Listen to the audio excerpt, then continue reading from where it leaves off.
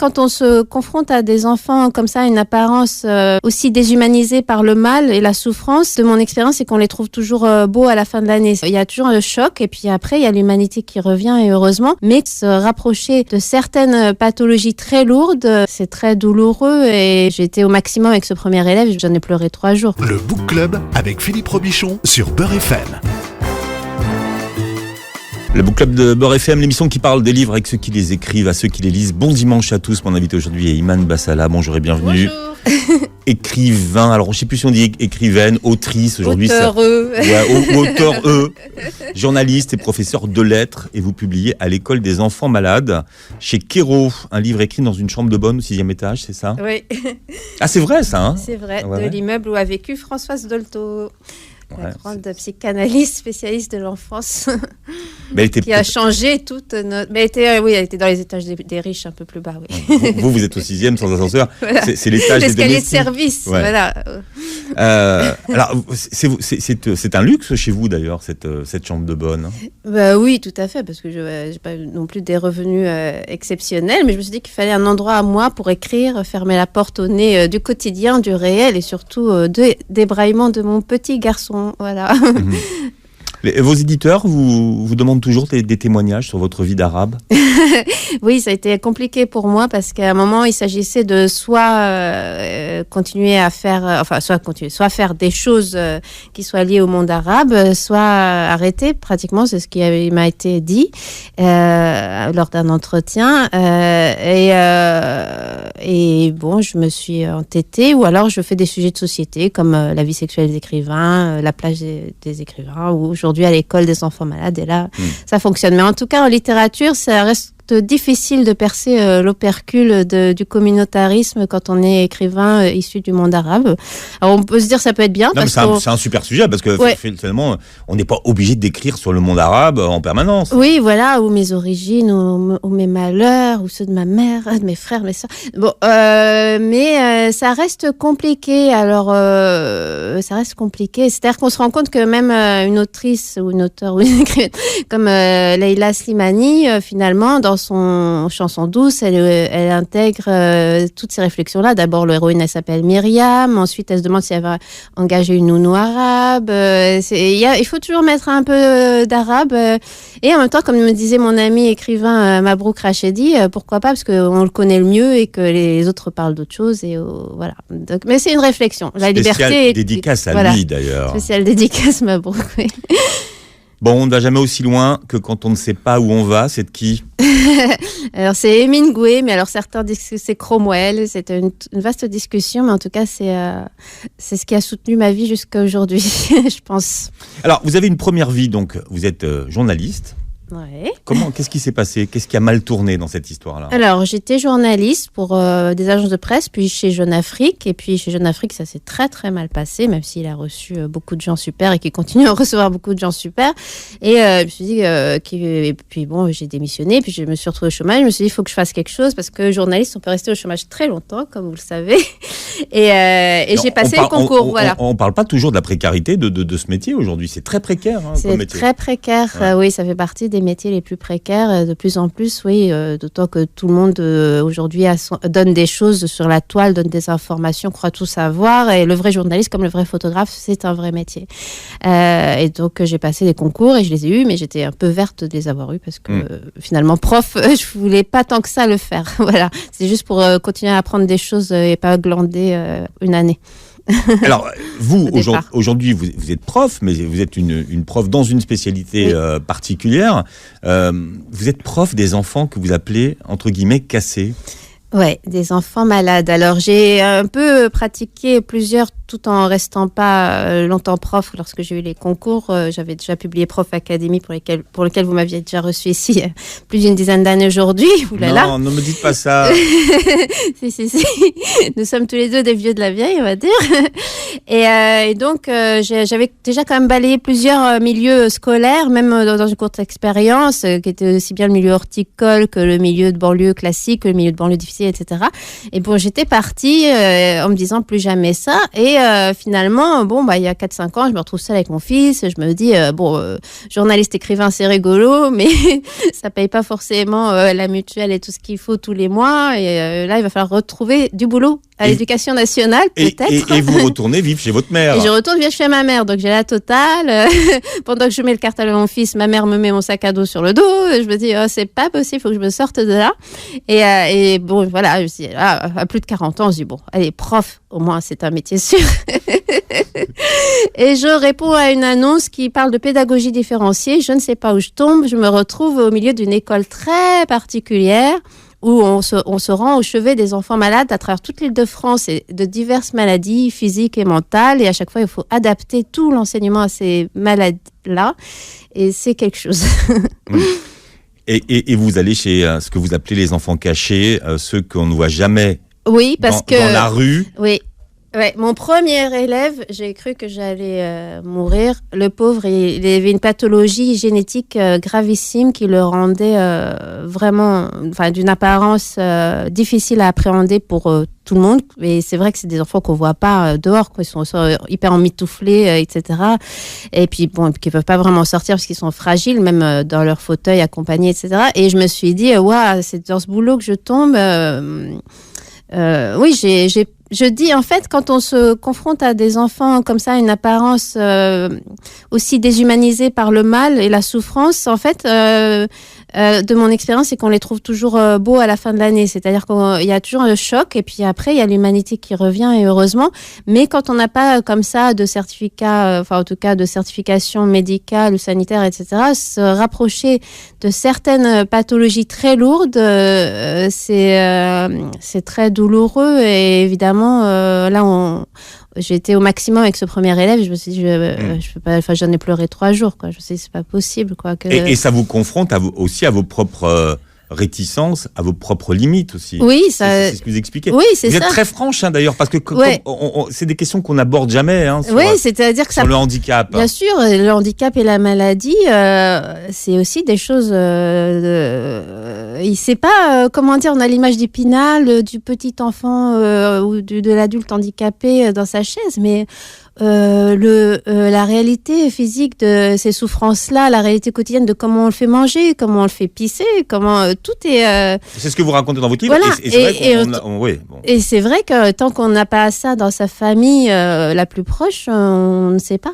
On ne sait pas. Vous prenez l'image dans votre livre d'un papa qui doit porter sur son dos son enfant alors que l'ascenseur est en panne et c'est au 6e tous les jours. Oui. Ça aussi, c'est des réalités. C'est des réalités. C'est que quand on est riche et qu'on a des ascenseurs et qu'on a tout le personnel qui va... ça fonctionne, et puis il y a d'autres réalités où il y a moins de moyens aussi. Disons que pour les maladies physiques et les handicaps physiques, l'argent fait une différence dans le sens où on peut avoir une voiture adaptée, des soins, des aides pour les parents, des vacances, des choses pour se remettre un peu. Et effectivement, c'est pas la même chose pour celui qui va porter son enfant, l'attacher au fond de son camion, etc., que celui qui a tout d'adapté. Ça ne veut pas dire que l'enfant va être plus heureux, mais en tout cas, il y a des adoucissants. Dans la maladie psychique, telle qu'on est aussi confronté dans mon école... tout le monde est égaux, là.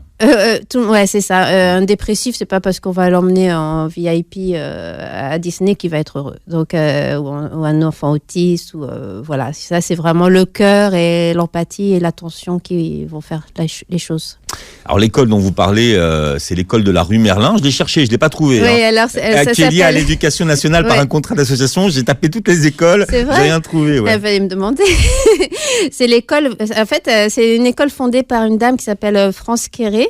Donc c'est l'école France Quéré qui est rattachée à l'association Votre école chez vous. Parce qu'on va vraiment chez les enfants partout. Alors ça peut être aussi parfois en hôpital ou dans les centres médico-psychologiques. Et je l'ai appelée l'école de la rue Merlin parce que se trouve rue Merlin à Paris. Mais et puis parce que je trouvais que ce Merlin en chanteur, c'était plus mignon. Vous êtes parti dans ce métier à la rencontre de la maladie et vous dites que finalement, la maladie, elle est très inventive. Il y a vraiment toute forme de maladie qu'on ne soupçonne pas. Qu'on ne soupçonne pas, oui, parce que moi, à chaque fois, ma directrice m'appelle, parce qu'en fait, on a des départs en cours d'année, parfois des élèves qui ont de la chance de pouvoir revenir à l'école plus classique, parce que nous, c'est notre souhait. Il y a des enfants qui peuvent revenir parfois et qui ont une maladie temporaire et qui reviennent. Il y a des enfants qui ne pourront jamais retrouver une structure classique. Et donc, ma directrice, dans ces cas-là, quand il y en a un qui part, elle m'en trouve bien sûr un autre parce qu'il y a beaucoup d'enfants malades, malheureusement, qui n'ont pas de situation scolaire. Et ça, c'est un drame de notre République. Et à chaque fois, elle me dit... même si officiellement, on dit que tout le monde... Ouais, c'est un bricolage tout le temps. C'est une injustice tout le temps. Et même nous, on n'a pas forcément toutes les matières à donner à chaque enfant, toutes les matières qu'ils devraient avoir, parce qu'on suit même de façon très adaptée les programmes scolaires. On essaie de faire que nos enfants, nos élèves aient le bac. Et à chaque fois, ma directrice m'appelle en disant, bon voilà, alors tel élève, tel cas, est-ce que tu acceptes? Et parfois, je dis, ouh là là, c'est quoi ça? Je regarde sur Google, je me dis, c'est quoi cette maladie? Qu'est-ce que je vais pouvoir faire avec cet enfant, quoi? Mais ça me donne une vraie combativité parce que, en fait, aussi, ok, tous les élèves n'auront pas des diplômes, etc. Mais en tout cas, ils pourront tous avancer et faire, parce que moi, je suis professeure de français, je vais pas faire du babysitting, je vais faire du vrai français. Et là, il y a toujours quelque chose à donner, quoi. Ça va pas être forcément ok la super dissertation, même si ça arrive. Je souligne, moi j'ai un élève paraplégique qui est doué comme un dingue, qui a eu 18 au bac et français, etc. Et ça vient de lui. Ouais, c'est Aurel. Enfin, c'est celui que vous appelez Aurel. C'est celui que j'appelle Aurel, voilà. Vous donnez des prénoms. Mais voilà, je donne des prénoms qui écrit de façon belle à pleurer. Et donc, je sais plus où j'en étais parce que j'ai pensé en escalier. Non, mais on a été où? Non, on disait ils auront pas tous des non. Vous disiez ils auront pas tous des diplômes. Mais on peut toujours faire quelque chose. Voilà, c'est ça.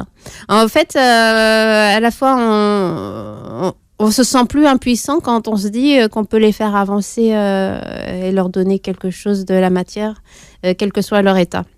Ça, c'est énorme. Bon, après, ça m'est arrivé une fois ou deux avec un élève où vraiment il y avait la pathologie était telle pour que les apprentissages vraiment n'entraient pas. Mais ça reste rare, quoi. C'est-à-dire qu'en fait, vous allez... Alors, majoritairement chez les gens quand c'est possible, ou sinon dans des institutions où...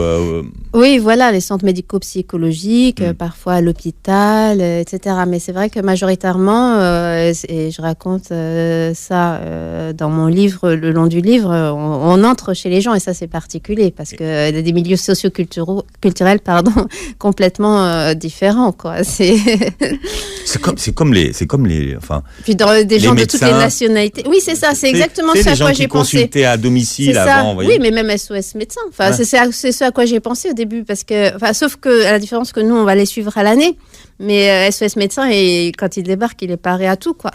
On rentre chez les gens et vous dites que c'est une aventure à chaque fois que de rentrer chez les gens. Oui, bien sûr. Puis c'est très intéressant pour l'écrivain que je suis, parce que ça enrichit tout le temps, quoi. C'est des milieux dans lesquels parfois je ne serais pas rentrée spontanément. Et puis parfois je me retrouve le matin à Sarcelles, l'après-midi dans le 8e, et à chaque fois je fais un petit truc sympa. À Sarcelles, je fais le petit marché. Dans le 8e, j'entre parfois dans une mairie, un truc comme ça, une bibliothèque. Je découvre à chaque fois... Oui, en fait, je fais un peu du tourisme. Oui, c'est un peu ça derrière, quoi, qui se joue parce que je me fais plaisir à chaque fois. Avec votre passe Navigo. Un des frères d'un de vos élèves vous appelle la prof des handicapés. Ça vous va comme ça? Oui, c'est drôle parce que en fait, nous, on met on enrobe tout le temps cette réalité de l'enfant différent, etc. Parce qu'on se dit, c'est comme pour toutes les différences, que ce soit le racisme, etc. On va pas dire le noir, l'arabe, etc. On essaie de se débrouiller pour trouver des choses. Et je frappe à la porte et j'ai le petit frère qui hurle maman viens voir, c'est la prof pour handicapés. Voilà, donc pour eux c'est souvent intégré et n'ont pas besoin d'autant d'enrobage parce que c'est intégré. Mais nous, on a toujours peur de heurter, de faire mal. Et puis parfois, je dis des bêtises. Par exemple, à cet enfant-là, typiquement, je lui ai dit, le premier jour que j'ai eu avec lui, alors il ne pouvait pas utiliser ses mains, je lui ai dit, tiens, prends un crayon. Vous avez expliqué qu'il a des moignons. Enfin, oui, c'est ça. Le pauvre, il a en fait une maladie génétique qui fait que sa peau, elle réduit. Il peut pas bouger les membres de plus en plus. Et je lui ai dit, prends un crayon. Et c'était drôle parce qu'il m'a répondu plus tard, madame. Donc, j'ai pas enchaîné sur pas de bras, pas de chocolat, mais il était parti pour rigoler, quoi. Enfin, donc, Et en fait, ils ont souvent beaucoup d'humour sur leur maladie, quoi. C'est ça qui est dingue. Ils ont vraiment beaucoup d'humour. Par exemple, Laurel, mon élève paraplégique, elle me dit, madame, c'est pas comme si j'allais m'enfuir en courant, là. Donc, parfois, on a... faut les prendre comme des êtres doués d'une intelligence, souvent, même parfois plus vives que la nôtre, parce qu'ils sont tout le temps confrontés à des questions extrêmes parce qu'ils vivent des choses extrêmes. Donc, que eux n'évacuent pas, en fait. Voilà. Donc, quelque part, le rire, la franchise, etc., c'est pas mal, quoi. Et vous racontez votre expérience dans un livre qui s'appelle « À l'école des enfants malades » chez Kero. Oui. À quel genre appartient votre livre ? C'est quoi ? C'est une autofiction ? Oui, je pense que c'est ça. En fait, le récit est à 99% complètement vrai, mais pour protéger les élèves ou les autres enseignants, etc., parfois j'ai fait un petit biais sur la réalité, sur la localisation géographique ou des choses comme ça, quoi. C'est le livre d'une héroïne sociale du quotidien qui se promène, on l'a vu tout à l'heure, en Île-de-France, qui se promène beaucoup avec son passe Navigo. Qu'est-ce que vous appelez une héroïne sociale du quotidien ? Alors, une héroïne sociale du quotidien, je le disais un peu ironiquement, parce que je disais justement qu'on peut être une héroïne sociale du quotidien, c'est-à-dire faire tout bien, galérer, parce que c'est comme une galère. Parfois, on se tape 4 heures de transport, et Dieu sait que les transports en Île-de-France, c'est quelque chose. Et en même temps se sentir hyper nul à la maison avec le handicap de sa propre maman, hyper nul comme mère alors qu'on est censé avoir des réponses pour des enfants qui vont très mal. On se dit comment j'y arrive pas avec mon chiard qui est censé aller très bien. Enfin, ça c'est hyper compliqué à vivre. Donc on se dit ok, je fais tout bien, je coche toutes les cases, mais je rentre, j'écoute à peine, j'aide pas trop ma mère. Parfois je lui explique. Elle est assez sourde. Parfois, quand elle n'a pas compris au bout de 3 fois, je cherche pas à lui faire comprendre une 4e, alors que toute la journée, je passe mon temps à trouver comment parler, même presque au sens philosophique, en tout cas, comment arriver à faire passer des choses à mes enfants malades. Et le soir, parfois, comme j'étais retournée chez ma maman, voilà, j'en avais marre des handicapés, j'en avais marre des chiards et du mien en premier, et j'avais pas de patience, et voilà, c'était un peu... Vous êtes sans filtre, en fait. Ouais, voilà. C'est-à-dire que je voulais pas me positionner en la personne forte de cette histoire dans l'école des enfants malades. Je voulais raconter que les faibles, c'était pas que ceux qui étaient atteints de faiblesse, c'était chacun de nous, et qu'il fallait chercher à se dépasser chaque jour.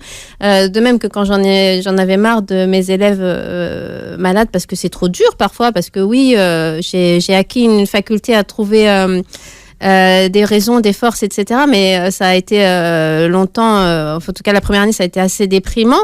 Mais je me disais, si eux ils continuent, toi tu continues, et puis point barre. Mais où vous allez la chercher, l'énergie, quand vous en avez plus ? En fait, déjà, chaque fin de cours, j'essaie de trouver un truc sympa à côté, parce que si c'est l'idée de faire le cours, de sortir de là, parfois, je me retrouve au fin fond du Transilien, etc., et la déprime. Par exemple, je donnais des cours une fois à une élève qui était à Bellois en France, et aux limites de la Picardie, et en sortant, il y avait un champ magnifique, et à chaque fois, par exemple, je traversais ce champ. Déjà, je trouvais un truc immédiat de proximité pour me faire plaisir, ou tel élève qui habite à côté d'une super pâtisserie, je vais m'acheter une belle pâtisserie là-bas. Enfin, des choses comme ça. En l'occurrence. Ouais, voilà. C'était plus trouver des petits moments de réparation un peu partout, parce que franchement, quand il fait froid, qu'il pleut, qu'on est avec son sandwich tout rapla dans le métro, et encore aujourd'hui avec le Covid, on n'a même plus le droit de manger le sandwich tout rapla dans le métro. C'est un peu parfois la misère, quoi. C'est vrai que moi, je n'étais pas du tout préparée à faire ce genre de job-là, quoi. Donc. Quand vous rencontrez des amis qui vous ont connu du temps de votre gloire journaliste, et que vous leur dites ce que vous faites aujourd'hui, quel regard ils portent sur ce que vous faites ? Est-ce qu'ils sont fiers de vous ou pas ? Alors c'est vrai que la plupart sont plutôt admiratifs. Parce que bon, on est quand même dans une période de vie où tout le monde se dit je vais être plus humain, je vais comprendre plus les gens, je vais aider plus, etc. Mais oui, il y en a quand même quelques-uns qui me regardent d'un air comme ça. Mais qu'est-ce que tu fiches là, toi, là-dedans ? Qu'est-ce qui s'est passé dans ta vie pour que tu arrives là-dedans, etc. Donc, ou qui ont réalisé seulement avec ce livre à quel point ce que je faisais, c'était difficile, quoi. C'était pas un truc comme ça et tomber sur la tête, mais elle fait du bien aux gens, etc. Ils ont réalisé que le terrain était très très miné quand même, quoi. Faut justifier ce qu'on fait dans ces cas-là. Ouais, je me suis retrouvée quand même à justifier déjà pour moi-même parce que c'est vrai que c'est les métiers du social sont très mal payés. Alors ça, vous l'expliquez, c'est le SMIC. Hein, ouais, c'est ça, c'est le SMIC, d'autant que moi, comme j'avais démissionné de l'éducation nationale, j'avais même pas mes points d'avant, on va dire, mais en même temps, j'ai une vie bordélique, donc à moi aussi de l'assumer. Vous avez plusieurs vies dans votre vie, donc voilà, on en parlera tout à l'heure. Comme beaucoup de gens, j'imagine aujourd'hui, mais bon, je pense qu'il y a des trucs un peu, voilà. Mais c'est dur et mal payé, il faut le dire. Voilà, c'est dur et mal payé, mais comme souvent. Donc, bravo tous ceux qui font plein de choses aujourd'hui, parce que vraiment, c'est pas possible, quoi. Et justement, en me rendant compte, parce qu'en fait, il y avait une gilet jaune qui affichait son salaire sur le dos en hurlant qu'elle était super pauvre et tout. Et moi, à la télé, moi, je me dis, waouh, mais je gagne pareil, je suis super pauvre, en fait. Parce que je réalise pas toujours. Voilà. Bien. Alors, on va parler du regard sur le handicap. Vous dites qu'on ne change pas de regard sur le handicap. Pourquoi ? On ne change pas, je dis qu'on ne change pas de regard sur le handicap, mais qu'on en construit un. Qu'on s'en construit un plus tôt. Voilà. Oui, qu'on s'en construit un plus tôt et que ça prend vraiment beaucoup, beaucoup de temps, quoi. Parce qu'on ne peut pas imaginer toutes les situations, on ne peut pas imaginer ce que vivent les gens chaque moment. Et franchement, moi, ça a mis peut-être... parce qu'on a toujours une histoire longue avec la maladie, le handicap, même de loin, quoi. Enfin, il y a 20 ans, j'étais allée interviewer une fille pour le Téléthon. Pour le Téléthon, voilà. Et je lui dis, bon, on se donne rendez-vous à quel café ? Enfin, c'était débile. Elle habitait Osny. C'était un truc de dingue pour elle de venir avec tous les ascenseurs qui marchent pas. Enfin, je me suis rendu compte en emmenant mon fils en poussette, il y a aucun ascenseur qui marche, quoi. Et c'est un parcours du combattant. Qui a envie de sortir d'Osny comme ça ? Et donc, ouais, elle m'a un peu recadré, quoi. C'est toi qui viens, quoi. Déjà, le bus, je peux pas rentrer dedans pour aller au RER, quoi. Enfin, bon, bref. Et tout est un peu comme ça, quoi. Et encore, moi, je considère que je suis partie plutôt des gens un peu empathiques au départ, mais il y a des choses auxquelles on pense pas. Vous racontez dans un récit à l'école des enfants malades chez Kéro, votre quotidien de prof pour enfants cassés, comme vous le dites, la professeure des enfants handicapés. Alors, c'est pas toujours glamour, vous l'expliquez, et puis vous expliquez aussi les kilomètres que vous avalez, hein, parce que là, on vous suit donc dans le RER, vous découvrez les joies du RER, et du bus parfois. Du bus qui part pas quand il y a la neige. Non, et puis c'est vrai que pour moi c'est particulièrement épuisant parce que je regarde vraiment les gens dans les transports et donc j'absorbe beaucoup émotionnellement de choses et c'est vrai que puis ce qui est très dur aussi, enfin c'est banal à dire, mais en même temps le vivre au quotidien, c'est le nombre de miséreux que l'on croise, de mendiants le long du chemin. Au bout de la 20e personne, le 20e enfant qui vous tend la main pour vous demander une pièce, vous voyez des gens allongés partout, par terre, en plein Paris. On se rend compte aussi qu'il y a plusieurs Paris, parce que quand je vais dans le 19e ou Porte de la Chapelle, cette misère-là, en plus de la misère de mes élèves, la misère de maladie de mes élèves, au quotidien, elle est usante, ouais, qu'on sent... alors, on peut apporter des choses, mais on se sent impuissant aussi, quoi, quelque part, à changer ce monde qui traîne, auquel on s'habitue à nos pieds, quoi. Enfin, parfois, je pique des crayons à mon école pour les distribuer à un enfant ou deux, mais après... Mais vous n'en avez jamais des crayons, quoi. Vous avez la réputation de n'avoir jamais de stylo sur vous. J'ai jamais mes affaires sur moi, je pique toujours à mes élèves. Parfois, je me fais envoyer bouler, mais je reçois des crayons de couleur, parfois des cahiers à distribuer, et c'est vrai que parfois j'en prends quelques-uns à donner sur la route comme ça, mais voilà, c'est rien, quoi, on peut rien faire. Et puis qu'est-ce qu'ils en ont peut-être à faire des crayons et des feuilles, quoi, ça. En lisant votre livre, j'ai changé de regard sur la phobie scolaire et on imagine d'abord rarement ce que c'est que la phobie scolaire et à quel point c'est invalidant pour les enfants qui en souffrent. C'est vraiment un trouble invalidant et envahissant, c'est souvent des bons élèves. Moi je suis contente quand j'ai un phobique scolaire parce que je me dis on va pouvoir faire du français à fond, quoi, vraiment de la littérature comme il faut. Mais c'est reconnu médicalement. Souvent, on a ignoré ça parce qu'on se dit, tiens, pourquoi il veut pas aller à l'école ? Pourquoi il pleure ? Sauf que les choses peuvent devenir graves au point où l'enfant s'évanouit, quoi, développe de véritables souffrances et le médecin finit par délivrer un certificat médical. Et c'est une maladie en cours d'augmentation aussi. On peut se demander aujourd'hui une pathologie, pourquoi est-ce qu'aujourd'hui de plus en plus d'élèves souffrent de cette phobie scolaire et c'est terrible parce que c'est des enfants mais souvent, bien sûr, très sensibles, mais qui ont une place de première à l'école. Donc, alors on dit souvent c'est du harcèlement, etc. C'est pas que ça, mais il y en a, c'est que ça existe, oui, ça existe des enfants sensibles qui n'ont pas accepté d'être traités d'une certaine façon, mais c'est pas que ça, non, ça peut être une maîtresse qui a dit, parfois aussi, dès l'enfance, une maîtresse qui a dit un truc qui n'est pas passé, mais ça peut être des choses inexplicables. Ça, la tête invente d'autres choses, prend le relais de la réalité, et ça c'est difficile pour ces gamins-là. Et alors, on pourrait s'imaginer que pour ces enfants, c'est bien de ne pas aller à l'école, et vous dites qu'on n'imagine pas à quel point c'est une déchirure pour eux de ne pas aller à l'école. Oui, c'est une déchirure, et en plus l'angoisse elle est envahissante parfois, même de voir un manuel scolaire, c'est dur pour eux quand on les amène, quoi. Donc c'est une déchirure parce qu'ils voient la vie passer, ils sont sur les réseaux sociaux, ils voient les autres, petit à petit l'écart se creuse avec les copains, petit à petit les copains ne viennent plus. Et comme je vous disais, comme en plus c'est souvent des élèves qui étaient bons à l'école, il y a un truc horrible qui se crée et qui s'installe parce que en fait plus l'enfant est écarté de l'école, plus ça va être dur de revenir. Donc parfois on essaie de faire revenir petit à petit parce que encore une fois notre but c'est de faire revenir au maximum à l'école. Donc à l'école, oui, c'est de le remettre normale, classique. C'est quand même le but premier pour la socialisation, pour leur équilibre. Mais c'est un drame pour la plupart des parents parce que vous imaginez du jour au lendemain votre enfant, parfois dès la primaire, qui peut plus aller à l'école. Moi j'en ai un, ça fait depuis qu'il a 7 ans, c'est le parcours de croix pour sa mère. Le temps qu'en plus la maladie la pathologie soit vraiment reconnue, que c'est pas.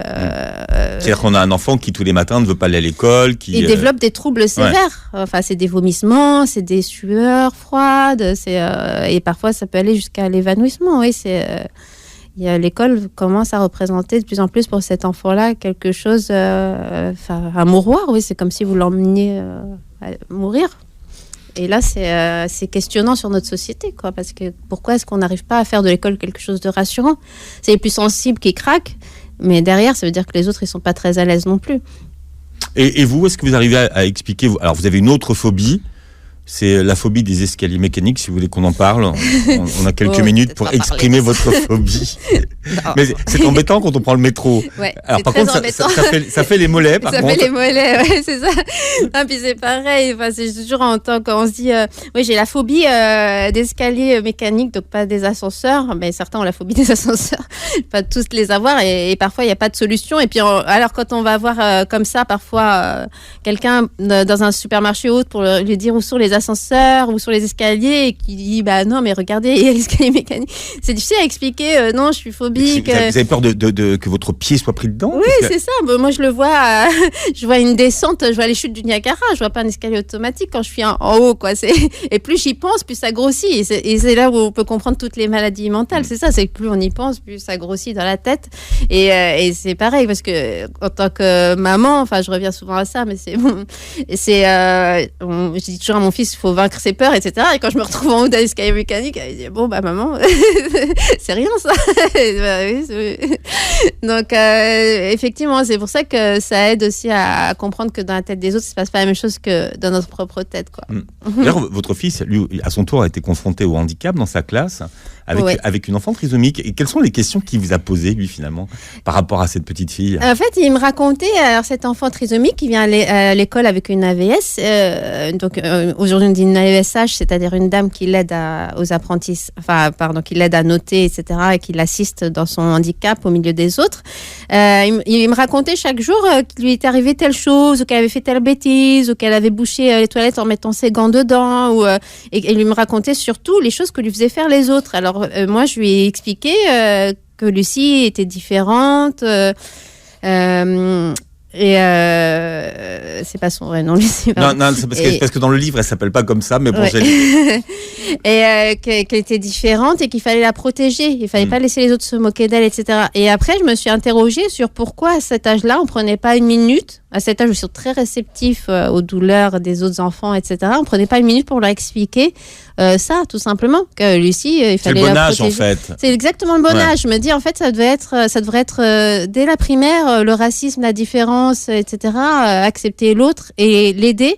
parce qu'ils savent pas en fait. Ils se disent elle, on lui fait faire ce qu'on veut. On va se priver. Elle va faire toutes les bêtises à notre place et voilà.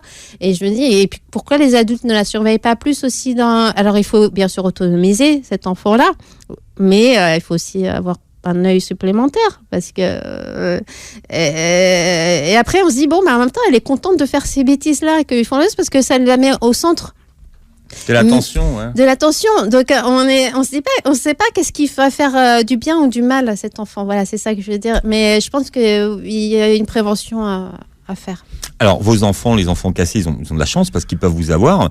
Mais est-ce qu'on sait combien ils sont en France, tous ces enfants qui n'ont pas accès à des services comme les vôtres? Je sais pas le chiffre exact, mais il y en a des milliers. Ouais, c'est évident qu'il y en a des milliers et surtout il y a plein de déserts aussi, parce que là on est en plein Paris, quoi. Mais il y a plein de déserts pour des enfants comme ça, quoi. Voilà, et puis les parents sont obligés de prendre souvent des relais incroyables ou créent même une école. C'est en ça, votre livre est très important parce qu'il illustre la place des parents et ce qu'ils vivent aussi. Hein. Oui, les parents et surtout les mamans, parce que comme j'explique beaucoup dans mon livre et partout, c'est surtout les mamans qui comme toujours, la charge mentale. Voilà, et ça, j'ai toujours trouvé ça inadmissible en général, mais encore plus, c'est elles qui arrêtent de travailler, c'est elles qui vont à tous les rendez-vous, c'est elles qui nous répondent, qui ouvrent la porte, qui sont enfermées avec leur enfant comme le premier jour, et dès le premier jour parfois, c'est terrible. Imam Bassala, donc votre livre s'appelle « À l'école des enfants malades ». L'éditeur c'est Kiro, vous le montrez à la caméra, puisque l'émission, vous pouvez la voir sur la chaîne YouTube de Beurre FM. On va se quitter avec Elton John, Blue Eyes. Pourquoi ? Je ne sais pas pourquoi vous aimez cette chanson. Allez-y, ça vous rappelle un souvenir particulier ? Parce que mon amoureux a les yeux bleus. Ah ben voilà, tout ça. Alors si votre amoureux. Et la couverture de mon livre aussi. D'accord. Et c'est fait exprès ? C'est une spéciale dédicace à votre amoureux ? Non, mais c'est vrai que c'est peint comme ça chez lui aussi. Mais bon, bref, c'est une couleur à la mode. Merci d'avoir été avec nous. Très bon dimanche sur Beurre FM.